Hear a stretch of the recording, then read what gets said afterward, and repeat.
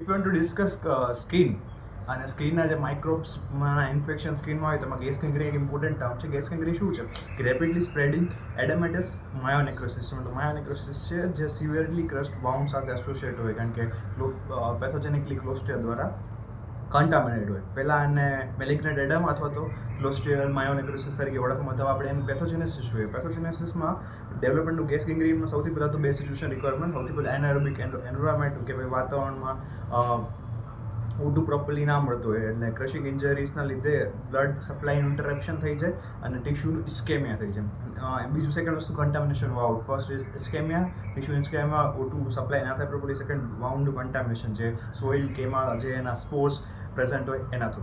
So that's about how pathogenesis gas gangrene થાય છે. એમાં ગેસ કેંગરીમાં વિરુલન્સ ફેક્ટર્સ કે ફેક્ટર્સ રિસ્પોન્સિબલ હોય એ કયા કયા છે? તો first of all clostridia perfringens દ્વારા ટોક્સિન્સ પ્રોડ્યુસ થાય છે જે the alpha toxin and theta toxin. તો આલ્ફા ટોક્સિન અને થીટા ટોક્સિન એના દ્વારા ટોક્સિન પ્રોડ્યુસ થાય.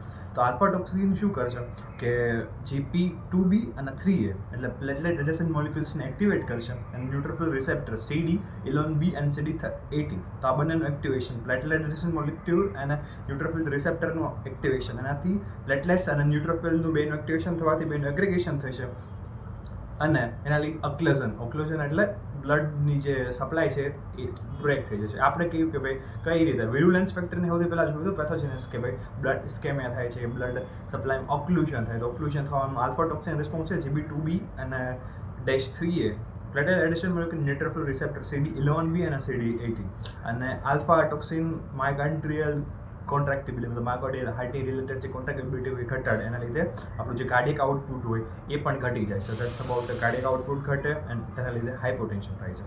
હવે થીટા ટોક્સિન કરે vasodilation. It's also responsible for hypotension. Theta toxin vasodilation તરીકે કરે, આલ્ફા ટોક્સિન માયોકાર્ડિયલ કોન્ટ્રાક્ટિબિલિટી ઘટાડીને કાર્ડિયક આઉટપુટ ઘટાડીને હાઇપોટેન્શન કરે. So both are doing hypotension. Clinical manifestation શું છે આનો? સૌથી પહેલાં તો ઇન્ક્યુબેશન પીરિયડ. આપણે જો ક્લોસ્ટ્રિડિયા પરફ્રિન્જની વાત કરતા હોય તો 10 to 48 હર્સ જેટલો એનો ઇન્ક્યુબેશન પીરિયડ હશે.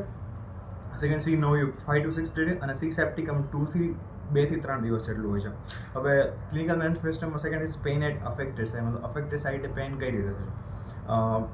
ફોલ સેલિંગ, ટ્વિન ડિસ્ચાર્જ હશે, ગેસ બબલ મતલબ ક્રેપ્ટસ તરીકે ઓળખીએ. એટલે ક્લિનિકલ મેનિફેસ્ટેશનમાં શું જોવા મળે કે રાઇટ લેગમાં અફેક્ટેડ સાઇડ ઉપર પેઇન થશે, ફોલ સ્વેલિંગ, ગેસ બબલ હશે, પ્રાઉન એડેમા થશે, શોક અને ઓર્ગન ફેલ ગાડી હાઇપોટેન્શન ઓબ્વિયસલી અને હાયર મોર્ટેલિટી રેટ સાથે ઓબ્વિયસલી આટું છે. હવે એનું લેબ ડાયગ્નોસિસ કે ભાઈ આવી લાઈક પેથોજેનેસિસ એન્ડ વિરુલન્સ ફેક્ટર જોઈએ તો ક્લિનિકલ મેનિફેસ્ટેશન જોઈએ તો લેબ ડાયગ્નોસિસમાં સ્પેસિમેન લેવાનું, નેક્રોટિક ટિશ્યુનું, મસલ ફ્રેગમેન્ટનું અથવા તો જે વાઉન્ડના ડીપર પાર્ટ્સ હોય એના એ સ્પેસિમેન છે ડાયગ્નોસ્કોપ કરવાનું. Thick stubby boxcar shape Gram positive bacilli. તે ક્લોસ્ટ્રિડિયા પરફ્યુરિયન્સનું થિક સ્ટબી અને boxcar shape bacilli. Thick stubby boxcar shape positive bacilli like culture Robertson cooked meat broth અને ઇક્યુઅલ અગર અને ઇન્ક્યુબેશનમાં એનારોબિકલી ગેસ પર એનાન્સમેન્ટ દ્વારા આપણે કલ્ચર કરશું મીડિયા અને આઈડેન્ટિફિકેશન કઈ રીતે કરશું? First of all target hemolysis, double zone hemolysis, necklace reaction, operation surrounding streak line equal reverse CMT test positive હશે, રિટોલન્ટ ટેસ્ટ પોઝિટિવ હશે એન્ડ લિટમસ મિલ્કમાં સ્ટોમિક ક્લોટ રિએક્શન આવશે. Now second disease is anthrax. તો anthrax એક zoonotic disease છે જે એક એરોબ મતલબ બેસિલસ એન્થ્રાસિસ મતલબ ઓલું બેસિલસ હતું ક્લોસ્ટ્રિડિયમ પરફ્યુરિયન, આ પણ બેસિલસ એરોબ છે જે સ્પોર ફોર્મિંગ બેસિલસ એન્થ્રાસિસ દ્વારા થાય છે ઝૂનોટિક. પેથોજેનેસિસ કઈ રીતે થાય? કારણ કે બે ઇમ્પોર્ટન્ટ વિરુલન્સ ફેક્ટર છે એન્થ્રાક્સ ટોક્સિક અને પ્રોટેક્ટિવ. એન્થ્રેક્સ ટોક્સિન ઇટ્સ એનો એક વિરુલન્સ ફેક્ટર એન્થ્રેક્સ કેપ્સ્યુલ. તો એન્થ્રેક્સ ટોક્સિનના પછી કેટલા એના 3 ફ્રેગમેન્ટ છે. એન્થ્રેક્સ ટોક્સિનના 3 ફેક્ટર છે, ઇડેમા ફેક્ટર, પ્રોટેક્ટિવ ફેક્ટર અને લિથલ ફેક્ટર. તો એન્થ્રેટિકનું છે એડેમા ફેક્ટર છે એ એડિનલ સાયક્લેસ તરીકે એક્ટ કરશે, એડિનલ સાયક્લેસ તરીકે CMP વધારશે અને એટલે એડિમા છે. CMP વધારીને એડિમા કરશે એડેમા ફેક્ટર. પ્રોટેક્ટિવ ફેક્ટર બીજા ફ્રેગમેન્ટ્સની એન્ટ્રી કરાવશે. તો દસ લિથલ ફેક્ટર સેલ ડેથ કરશે. કઈ રીતે? કારણ કે હોસ્ટ સેલ ક્લીવેજ કરશે. કઈ રીતે? MAPA દ્વારા મતલબ માઇટોજન એક્ટિવેટેડ પ્રોટીન કાઇનેસ દ્વારા હોસ્ટ સેલનું ક્લીવેજ કરશે. 3 ફેક્ટર હતા એન્થ્રેક્સ ટોક્સિસમાં. 3 ફ્રેગમેન્ટ્સ ઇન્ડિવિડ્યુઅલી ટોક્સિક નથી જો ત્રણે, પણ જો કોમ્બિનેશનમાં હશે તો એ લોકલ એડેમા કરશે, જનરલાઇઝ શોક પ્રોડ્યુસ કરશે અને ટોક્સિન સિન્થેસિસ છે એ પ્લાઝમિડ દ્વારા કંટ્રોલ થતું હોય છે. સેકન્ડ જે આપણે કીધું હતું કે બે ફેક્ટર છે પેથોજેનિસ માટે, એન્થ્રેક્સ ટોક્સિન. તો second is anthrax capsule. Anthrax capsule beta એન્થ્રેસાઇઝની એક પોલીપેપ્ટાઇડ કેપ્સ્યુલ છે જે પોલીગ્લુટામેટ દ્વારા બનેલી હોય છે અને પ્લાઝમિડ કોટેડ નથી, અને જે કોમ્પ્લિમેન્ટ મેડિએટેડ ફેગોસાઇટિસ છે એનું ઇનિબિશન કરશે.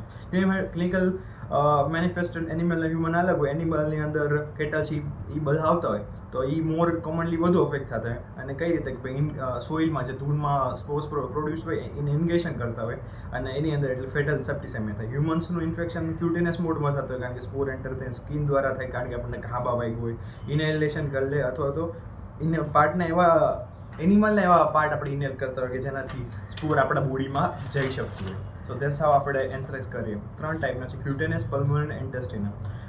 અને આપણે બાયોટેરરિઝમ એજન્ટ કઈ રીતે, કારણ કે એક કોમન એજન્ટ ઓફ કે ભાઈ સ્વર્ડલોકમાં 1979માં અને યુએસએ 2001માં આનો એક યુઝ થાય છે, બાયોટેરરિઝમ તરીકે આનો યુઝ થાય છે એન્થ્રેક્સનું. તો B anthracis, bacillus anthracis. Laboratory diagnosis કઈ રીતે કરશું? First of all lab specimen, direct demonstration, culture smear, antibody detection, molecular diagnosis. તો antibodies detection, molecular diagnosis similar. It's about, કારણ કે બેક્ટેરિયા છે તો હાઉ ટુ પેલા સ્પેસિમેન પાસ સ્મૂટમ બ્લડ ને CA pus sputum blood and CA શક્તિ કરશું. Direct demonstration Gram સ્ટેનિંગમાં આવશે, એમાં હવે Gram positive large rectangular બેસિલિયા.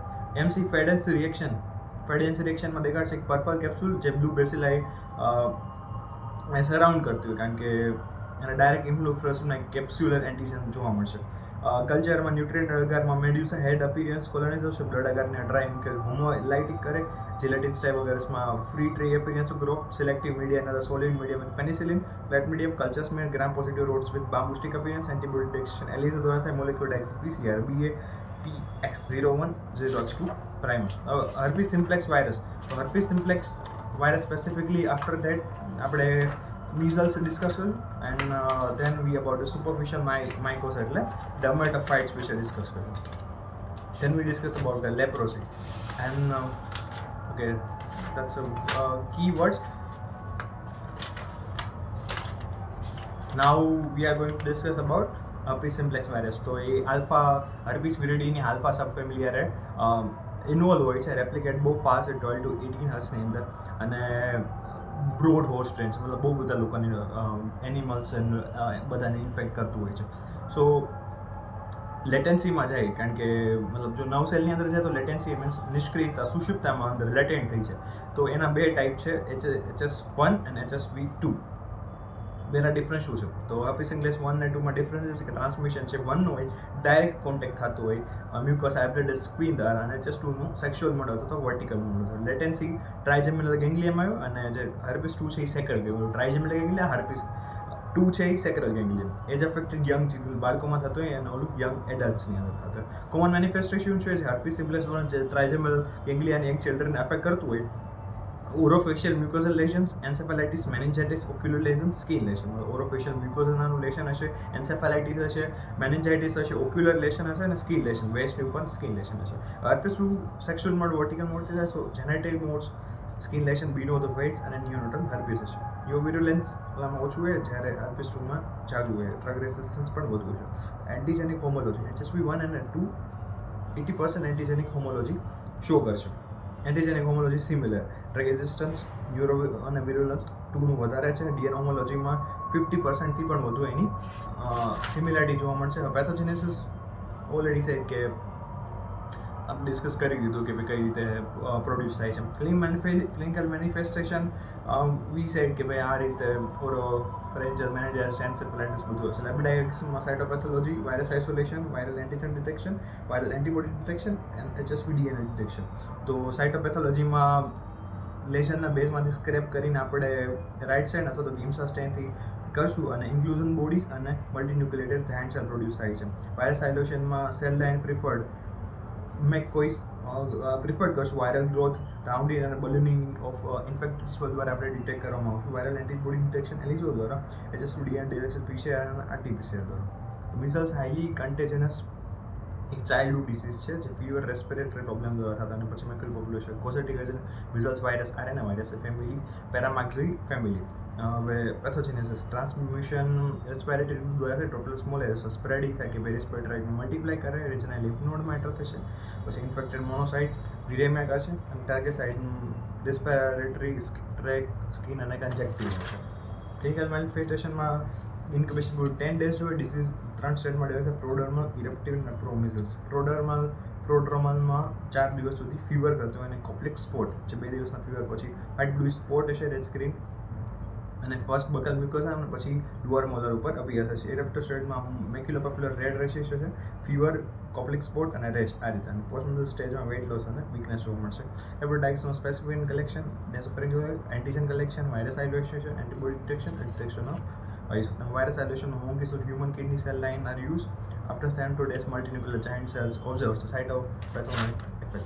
Now we are discuss about dermatophyte જે superficial mycos છે then it's mostly points are covered so superficial mycos કે જે fungal infection skin mucosa nail ને hair ને કવર કરતી હોય like example ટીનિયા નાઇગ્રા છે dermatophytes સૌથી કોમન જેટલી સુપરફિશિયલ માઇકોસ છે મતલબ ડર્મેટોફાઇટ સૌથી કોમન સુપરફિશિયલ માઇકોસ છે ગ્રુપ ઓફ ફંજાઈ મતલબ જે ડર્મેટોફાઇટોસ છે એ કેરેટાઇનસ ટિશ્યુને ઇન્ફેક્ટ કરે છે like Microsporum Trichophyton Epidermophyton Microsporum infect સ્કિનને હેરને કરશે Trichophyton skin hair and nail Epidermophyton skin and nail હેરને ઇન્ફેક્ટ નહીં કરે માઇક્રોસ્પોરમ નેલને ઇન્ફેક્ટ નહીં કરે હેબિટેટના આધારે બીજી રીતે ડિવાઈડ કરે એન્થ્રોફિલિક ઝૂઓફિલિક અને જીઓફિલિક પેથોજેનેસિસમાં આપણે ડાયરેક્ટ કોન્ટેક્ટ સોઇલર કરીને આપણે કરતો હેર શાફ્ટ સ્કિનમાં અને લેપ્ટેક્સમાં વુડ લેમ્પ એક્ઝામિનેશન એટલે માઇક્રોસ્કોપ ટ્રાઇકોસ્પોસમ ને ફ્લુરોસન્સ થાય જ્યારે એ વુડ સ્લેમ્પની અંદર જોવામાં આવે યુએસએન વ્યૂ